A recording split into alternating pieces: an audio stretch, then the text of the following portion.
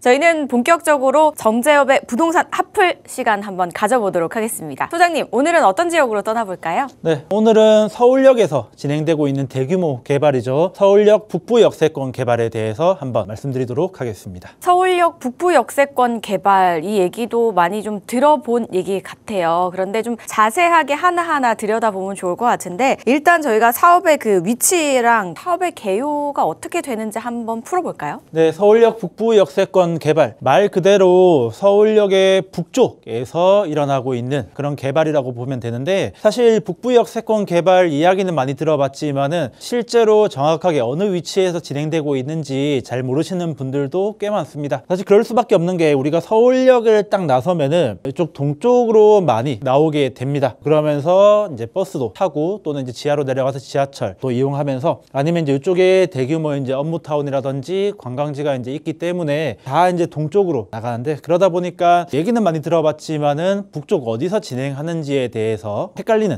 분들이 많습니다. 자, 그런 분들을 위해서 정확하게 이제 말씀드리자면은, 이 서울역 북쪽에 수제화 거리라고 있습니다. 자, 이 수제화 거리와 여기 옆에 서울로 7017, 여기 이제 고가도로를 이제 공원화 시킨 거죠. 딱 이 중간에 있는 그런 지역이다 라고 이제 보시면은 되겠습니다. 자, 전체적인 사업 개요에 대해서 말씀드리자면은, 위치는 일단 행정구역상 중구 봉래동에 있습니다. 자, 봉래동 2가에 있고요. 전체 대지 면적은 29,000제곱미터, 편하게 평으로 환산하면은 약 한 8,700평 정도 된다고 보시면 되겠습니다. 대규모 개발이라고 해놓고 8,700평, 만평도 안 되는 수준이면은 생각보다 작지 않냐라고 이제 그렇게 생각하실 수가 있는데, 실제 연면적은 굉장히 큽니다. 전체 연면적은 34만 제곱미터 정도 되는데, 평으로 환산하면은 10만 2,000평 가량 되는데, 대략 이제 축구장 넓이로 환산하면은 약 한 축구장 50개를 합쳐놓은 그 정도 되는 굉장히 큰 연면적을 가지고 있다라고 보시면 되겠습니다. 자, 사업 시행자는 역시나 이제 대기업에서 진행합니다. 하나 컨소시엄, 하나 그룹의 계열사들이 이제 모여서 컨소시엄을 이뤄서 사업 시행자로 지정을 받아서 이제 진행을 하고 있습니다. 참고적으로 이제 지난번에 말씀드렸던 그 광운대 역세권 사업 같은 경우에는 현대산업개발에서 진행을 하고요. 서울역 같은 경우에는 이 한화에서 진행한다라고 보시면 되겠습니다. 전체 사업 규모는 지하는 6층까지 내려가고요. 지상은 최고 이제 39층까지 올라가면서 5개 동을 이제 짓는 그런 이제 대규모 프로젝트입니다. 자, 한 가지 특이한 점은 이 시설 구성을 보시면은, 보통 이런 역세권 사업이라든지 뭐 대규모 업무타운에서는 이제 수익성이라든지 좀 분양에 대한 안정성을 담보하기 위해서 아파트라든지 오피스텔, 이런 주거 시설을 굉장히 많이 넣는 그런 경향을 볼 수 있습니다. 자, 그런데 이 서울역 북부 역세권 개발 같은 경우에는 대부분 업무 시설이 주를 이루고요. 그 다음에 이제 호텔 등 숙박 시설, 판매, 그리고 전시라든지 컨벤션 기능을 할 수 있는 이 마이스 시설이 주로 이루고 있다라고 보시면 되고, 아파트 같은 경우에는 한 개도 들어가지 않는 그런 개발 사업이다라고 보시면 되겠습니다. 네, 얘기는 굉장히 이제 많이 들어봤지만 정확한 위치는 몰랐는데 저희가 지도로 체크를 해봤고요. 그리고 또 규모가 축구장이 이제 몇십 배의 규모이고, 아파트는 하나도 들어가지 않는 좀 특수한 개발 사업이다, 뭐 이렇게 좀 말씀을 주셨는데, 어쨌든 들어봤을 때는 굉장히 큰 프로젝트 같아요. 자세하게 좀 이야기를 들려주세요. 네, 서울역 북부 역세권 개발 사업을 보통 이제 한마디로 표현하면은 강북 지역의 코엑스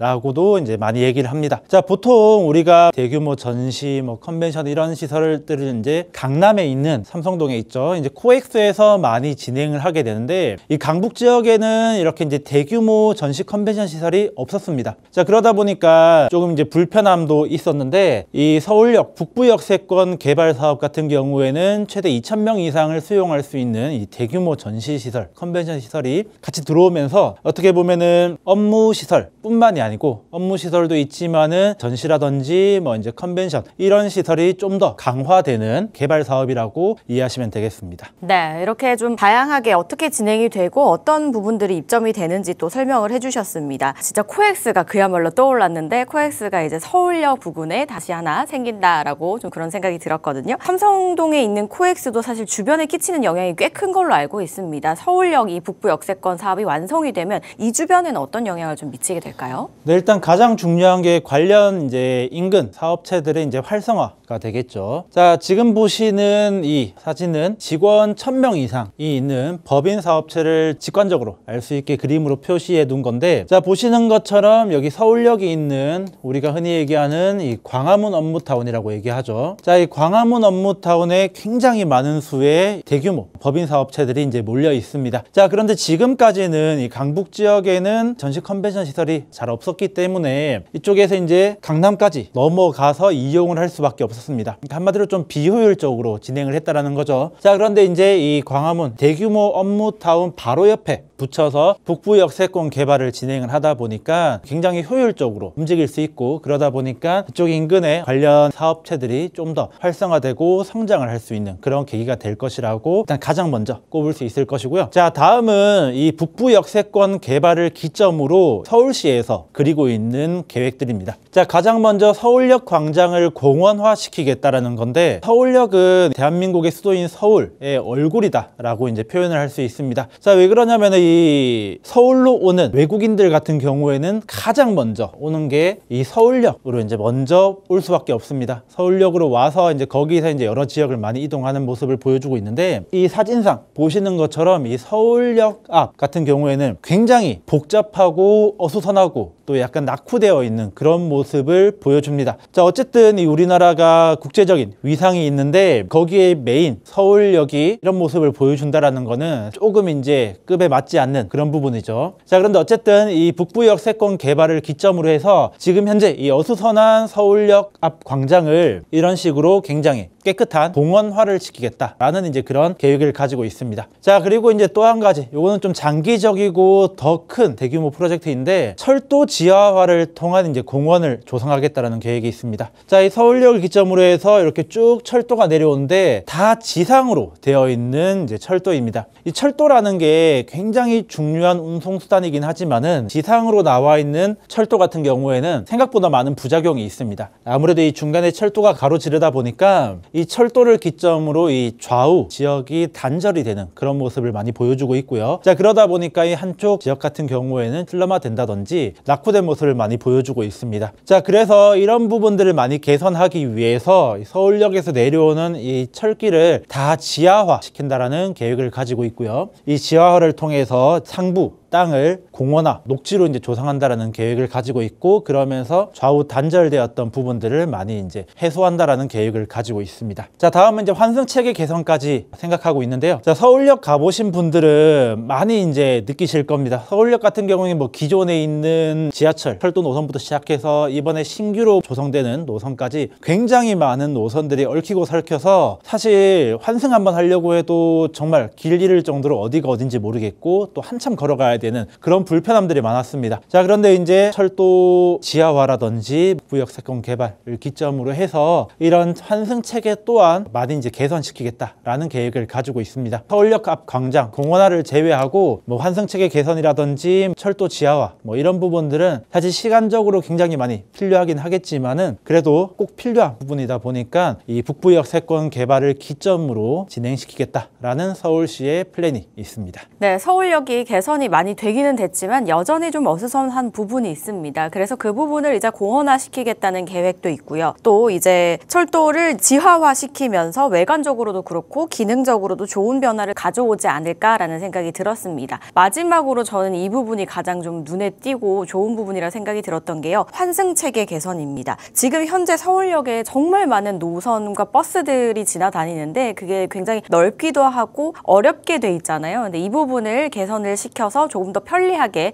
해주겠다라는 겁니다. 이 그림만 봤을 때는 정말 너무 예쁘고 깔끔한 느낌이 들잖아요. 우리가 앞으로 이렇게 이용하게 될 수 있다라는 부분까지 이야기를 들어봤습니다. 그래서 더욱더 기대가 되고요. 그리고 또 한 가지 이 부분을 간과할 수 없겠죠. 이렇게 진행이 되면 그 주변의 집값은 그야말로 굉장한 수혜를 받게 될 것 같은데 이 주변에 그렇게 집이 또 많지가 않잖아요. 그래서 더 큰 수혜를 받을 것 같은데 그곳이 어딜까요? 네, 사실 이게 핵심 핵심입니다. 개발 사업이 진행된다라고 하면은 아, 개발이 되겠구나, 잘 되겠구나, 뭐 이런 식으로 이제 끝낼 게 아니고 이 개발로 인해서 이 파생되는 그런 영향이 뭐가 있을지, 그리고 한 발 더 나아가서 어떤 지역을 내가 염두에 두면은 투자 수익을 거둘 수 있을지, 이 부분이 이제 가장 중요합니다. 자, 그런 측면에서 앞서 말씀드린 것처럼 이쪽에 이제 주변에 많은 지역들이 다 이제 수혜를 받긴 할 겁니다. 자, 그런데 제가 이제 직접적으로 가장 큰 변화를 겪을 그럴 지역이 어딘가라고 이제 보면은 여기 청파동, 용산구 청파동을 꼽을 수 있을 것 같습니다. 제가 이제 아까 뭐 철도 지하화 할 때 말씀드렸었는데 이 철길을 중심으로 해서 굉장히 단절된 모습, 그러니까 한쪽은 발전되고 한쪽은 낙후되어 있는 모습들을 많이 볼 수 있습니다. 요거는 대부분의 뭐 철도가 있는 지역을 보면은 비슷한 모습을 보여주고 있는데, 자, 서울역의 이 동쪽 지역 같은 경우에는 예를 들어 명동이라든지 시청, 광화문 이쪽이 이제 굉장히 이제 발전되어 있고 또 이제 관광지라든지 유동인구도 많고 이런 식으로 이제 좋은 모습을 보여주고 있습니다. 자, 그런데 이 서쪽을 보면은 청파동이라든지 뭐 서계동 뭐 이쪽을 보면은 서울에 아직도 이런 지역이 있나라고 싶을 정도로 굉장히 이제 낙후되어 있는, 심지어 판자촌처럼 보이는 모습까지 있습니다. 사실 이 동쪽 지역 같은 경우에는 이미 잘 조성이 되어 있다 보니까 더 변화시킬 만한 게 사실 없습니다. 자, 그런데 이 서쪽에 있는 청파동 이쪽 지역 같은 경우에는 굉장히 오래되고 낡은 저층 주거지로 이루어져 있다 보니까 재개발이라든지 이런 부분을 통해서 180도 바뀔 수 있는 그런 잠재력이 있는 지역이다라고 이제 볼 수 있을 것 같고요. 자, 그리고 조금 더 넓게 보면은 자, 이 청파동을 중심으로 해서 북쪽에는 여기가 북부 역세권 개발 진행이 되고, 이 남쪽으로 내려와서 보면은 여기는 용산 국제업무지구,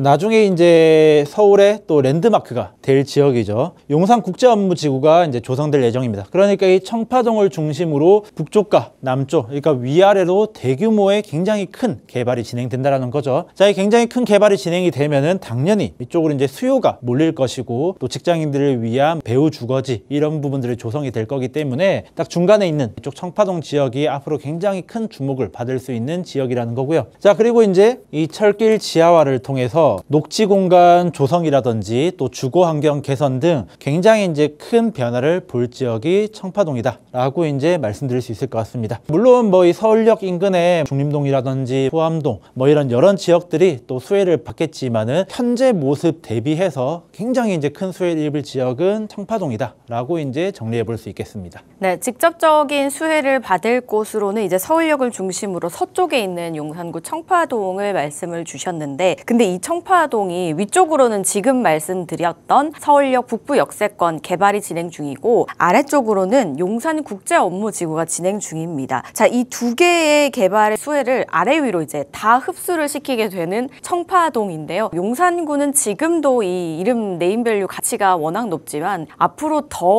커질 거라는 그런 의미를 담고 있지 않나라는 생각이 들었거든요. 청파동에 이런 말 해도 될까요? 저도 살고 싶어지는 그런 생각이 들었습니다. 앞으로 이제 청파동이 어떻게 될지 이런 부분 관심 한번 가져보시고요.